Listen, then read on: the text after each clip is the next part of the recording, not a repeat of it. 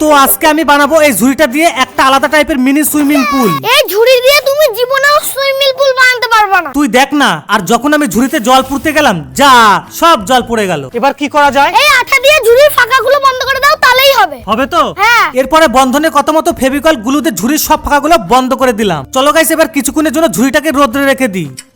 চলো এবার দেখি শুকিয়েছে কিনা। বাহ, একদম কাঠ হয়ে গেছে। ঠিক আছে, এবার চলো জল ভরে দেখি।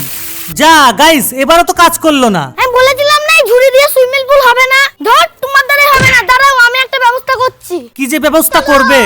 এই দেখো, এটা অরিজিনাল মিনি সুইমিং পুল। নাও এবার আনবক্সিং করো। ঠিক আছে গাইস, এইটা আবার কি যে মিনি সুইমিং পুল? ধর আগে হাওয়া তো দিই।